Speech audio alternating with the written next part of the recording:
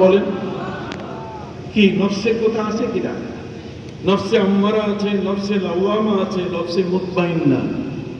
কয়জন আলেম আছে বাংলাদেশে যে নফসে আম্মারা, নফসে লাওয়ামা, নফসে মুতমাইন্নার সঠিক ব্যাখ্যা দিতে পারে? কথা বলেন। বড় বড় লেকচার দেয়, কিন্তু নফসে আম্মারা ঠিক মতোই আছে। নফসে আম্মারা একটু শায়েস্তা করতে পারে নাই। অতএব সম্মানিত সুধী বন্ধুরা আমার, হযরত নবী মুসা আলাইহিস সালাম তাকে খিজির আলাইহিস সালাম বলছিলেন কথা বলা যাবে না, প্রশ্ন করা যাবে না। তিনবারই তিনি প্রশ্ন করেছেন। হযরত খিজির বলছেন, হাযা ফিরাকুম বাইনি ওয়া বাইনিক সাউনাব্বিউকা বিতা'বীলি মা লাম তাসতি আলাইহি সাবরা। আর তোমাকে আমি রাখতে পারলাম না, তোমার আমার মধ্যে সম্পর্ক শেষ। এখন তুমি আমার কাছে ব্যাখ্যা দাও যে নদীর মাঝখানে নৌকা কেন আমি ছিদ্র করতে চেয়েছি, ডাঙ্গায় উঠার পরে একটি নির্বোধ অবোধ শিশুকে আমি কেন, যে বাড়িতে খাবার চেয়েছিলাম খাবার দেয় নাই, আর সেই বাড়ির দেওয়াল কেন ঠিক করতে চেয়েছি। সুবহানাল্লাহ বলেন। তাহলে যেটা হযরতে খিজিরের চোখে ধরা পড়েছে, হযরতে মুসার চোখে ধরা পড়ে নাই। এখানেই আপনার পার্থক্যটা বুঝতে হবে যে আল্লাহ আমাদেরকে শেখাই দিচ্ছেন যে পৃথিবীর মধ্যে এই ধরনের কিছু অলি, তার মহান, তার কিছু বন্ধু আছে, যেই বন্ধুদেরকে আল্লাহ পাক রব্বুল আলামিন ফেরাসাত দিয়েছেন। তাদের চোখের দৃষ্টি এত গভীর, আপনি মাটির উপরে দেখবেন ঘাস, গাছ, গাছপালা, আর আল্লাহর ওলিরা যখন মাটির দিকে তাকায় তখন মাটির নিচে কার কবরে কি অবস্থা, কাশফুল কবরের অবস্থা তারা স্বচক্ষে দেখতে পান। সুবহানাল্লাহ বলেন। কাশফুল কবর তারা স্বচক্ষে কি দেখতে পান। সম্মানিত সুধী, এখন যদি আপনি বলেন যে কবরের অবস্থা জানা, মাটির নিচে তাকাইলে কবরের মাটির নিচে দেখা যায়, এটা কি দলিল আছে? অবশ্যই দলিল আছে। হযরত আব্দুল্লাহ ইবনে আব্বাস রাদিয়াল্লাহু তাআলা আনহুমার হাদিস, عن عبد الله بن عباس رضي الله تعالى عنهما أنه قال مر رسول الله صلى الله عليه وسلم على قبرين فقال وما يعظمان في كبير أما أحدهما يمشي بالنميمة وأما الآخر لا يستتر من البول إلى آخر الحديث। হযরত আব্দুল্লাহ ইবনে আব্বাস রাদিয়াল্লাহু তাআলা আনহুমা বলেন, নবীজি এক মরু প্রান্তরে তার উটের পিঠে চড়ে যাচ্ছিলেন। আমার কথা কি বোঝা যায়? উটের পিঠে চড়ে যাচ্ছিলেন। মাররা আলা কবরাইন, তার এই উটটা দুইটা কবরের পাশ দিয়ে অতিক্রম করছে। ঠিক ওই মুহূর্তে তার নাকায় কাসওয়া, তার যানবাহন উটটা, এই উষ্ট্রিটা মাটিতে বসে গেল। নবীর যানবাহন যদি কোথাও বসে যায় তাহলে সেখানে কোনো না কোনো একটা খবর আছে, কোনো না কোনো একটা বার্তা, কোনো না কোনো একটি বিষয় ইঙ্গিত সেখানে বিদ্যমান আছে। উষ্ট্রি বসে যাওয়ার পরে নবীজি সাহাবীদের জিজ্ঞাসা করলেন, সাহাবীরা বলো তো তোমরা কিছু দেখতে পাও? সাহাবীরা তো কিছুই দেখি না, আমরা দেখি একটা মরু প্রান্ত, বালু ভরা একটা প্রান্ত, উপরে আকাশ, আর আমরা কিছু দেখি না। নবীজি বললেন, আমি দেখতে পাচ্ছি যেখানে দুইটা কবর আছে, দুইটা কবরের ভিতরে দুইজনেরই শাস্তি হচ্ছে। দুইজনের কি হচ্ছে? শাস্তি হচ্ছে। ওমা ইউআজ্জামানি ফি কাবীরিন, তবে কোনো বড় কারণে তাদের শাস্তি হচ্ছে না, অথবা তারা যে অপরাধটা করেছে সে অপরাধটাকে খুব বড় অপরাধ মনে করে নাই, যে কারণে তাদের কবরে কি হচ্ছে? শাস্তি হচ্ছে। নবীজি শাস্তির কারণটাও বলে দিয়ে দিলেন। আম্মা আহাদুহুমা ইয়ামশি বিন নামিমা, এর একজনের কবরের আযাব হচ্ছে এই কারণে সে সুগন্ধখুরি করত। সুগন্ধখুরি বুঝেন? ওই যে স্বামী স্ত্রীর মধ্যে মনোমালিন্য, প্রতিবেশী, দোকানদারের মধ্যে, শিক্ষকের মধ্যে, কতক্ষণ না মাদ্রাসার মধ্যে এমপি সাহেবের মধ্যে দ্বন্দ্ব সৃষ্টি করে, এর কথা ওর কানে লাগায়।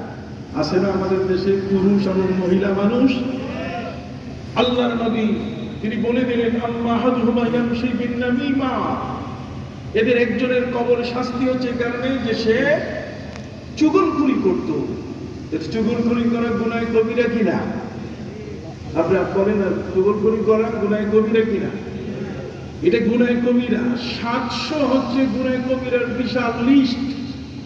গুনাহ কবিরার লিস্ট প্রায় 700। তার মধ্যে একটা হচ্ছে চুগলখড়ি করা, কথা লাগানো। এই লোকটা যখন এই কথা লাগাবার কাজে ব্যস্ত ছিল তখন মনে করতো না যে এটা কোনো একটা কি, এটা কবিরা গুনাহ। যেমন আমাদের দেশে মানুষ বিড়ি খায় না, তো বিড়ি খাওয়া কি যায় না, এটা মাকরুহ তাহরিমি।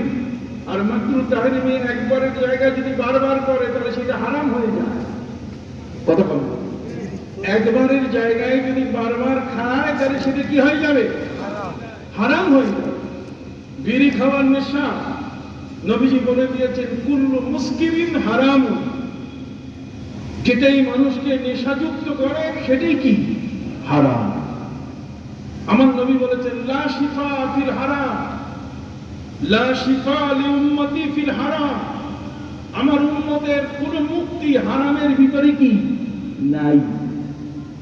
যে কারণে যে জিনিসগুলো আমাদের ক্ষতিকর এগুলো ইসলাম আমাদের থেকে সরিয়ে দিয়েছে। আমাদের খাদ্য মেনু, খাবার তালিকায় আমাদের জীবন ধারণের ক্ষেত্রে এগুলো রাখে দেয়। তার মধ্যে কাঁকড়া আমরা খাবো না। আমাদের দেশে আল-আজহার থেকে পাশ করছে আজহারি মানুষ, খাও, নিজে খায়। কাঁকড়া হচ্ছে মুনাফিক। কাঁকড়া খেলে মুনাফিকি স্বভাব চলে আসবে, এটা দুই দিকে হাঁটে। কথা বল না। শিয়ালের গোস্ত কি যায়? কথা বল না। শিয়ালের গোস্ত খাইলে সে মুরগি চুরি করবে, শিয়ালের গোস্ত খাইলে সে রাষ্ট্রীয় সম্পদ চুরি করবে। শিয়ালের গোস্ত যদি খায় তাহলে তার চরিত্র ধ্বংস হয়ে যাবে। বাঘের গোস্ত আমাদের জন্য নয়। বাঘের গোস্ত যদি কেউ খায় তাহলে তার মধ্যে হিংস্রতা চলে আসবে। কুকুরের গোস্ত আমাদের জন্য নয়। কুকুরের গোস্ত খাইলে কুকুরের স্বভাব চলে আসবে। বানরের গোস্ত আমাদের জন্য নয়, নাহলে আমরা বানর হয়ে যাব। কথা বল না। অথচ আশরাফুল মাখলুকাত, পৃথিবীর শ্রেষ্ঠ জীবটাকে শ্রেষ্ঠ হিসাবে রাখার জন্যই নবী রাসূলগণ তাদের জন্য মার্জিন দিয়েছেন। সে মার্জিনটা কি? আল হালাল বাইয়িনুন ওয়াল হারাম বাইয়িনুন ওয়া বাইনা যালিকা উমুরুন মুশতাবাহাত লা ইয়াদরি কাসীরুম মিনান নাস আহিয়া মিনাল হালাল আম হিয়া মিনাল হারাম ফামান ইত্তাকা ইস্তিবরাআন লিদীনি ফাকাদ সালিমা আলা ওয়া ইন্না লিকুল্লি মালিকিন হিমান আলা ওয়া ইন্না হিমাল্লাহি মাহারিমুহু আলা ওয়া ইন্না ফিল জাসাদি লামুদগাতান ইযা সালুহাত সালুহাল জাসাদু কুল্লু ওয়া ইযা ফাসাদাত ফাসাদাল জাসাদু কুল্লু আলা ওয়া হিয়াল কালব। এই হাদিসখানা হচ্ছে ইসলাম দাঁড়িয়ে আছে চারখানা হাদিসের উপরে। জোরে বলেন কয়খানা? চারখানা হাদিসের উপরে ইসলাম দাঁড়ানো আছে। এই চারটি হাদিসের মধ্যে একটি হাদিস যেটা আমি আপনাদের কাছে তেলাওয়াত করলাম, এই হাদিসখানাতে বলা হয়েছে হযরত নোমান ইবনে বশীরের হাদিস। যে নোমান ইবনে বশীর তিনি কুফার গভর্নর ছিলেন। হযরত ইমাম হুসাইন রাদিয়াল্লাহু তাআলা আনহু সেই কারবালার ঘটনা। অতএব হযরত নোমান ইবনে বশীর রাদিয়াল্লাহু তাআলা বলেন, নবীজি বলেছেন, আল হালাল বাইয়িনুন ওয়াল হারাম বাইয়িনুন। হারাম হালাল স্পষ্ট। ইসলাম হালালের তালিকা দিয়েছে, হারামেরও তালিকা দিয়েছে। কি বলেন? শুকরের গোশত খাওয়া যাবে? জোরে বলেন যাবে? হারাম। জবাই করা হয় নাই এমন পশুর গোশত খাওয়া যাবে? আরবের মধ্যে জীবন্ত উটগুলো মাঠে যখন চড়ত, বাড়িতে মেহমান আসলে উট জবাই করতো না, উটের পিছনের যে রান আছে, রানের থেকে জীবন্ত উটের গোশত কেটে নিয়ে মেহমানদারি করত। এই উটটা ছটফট ছটফট করত,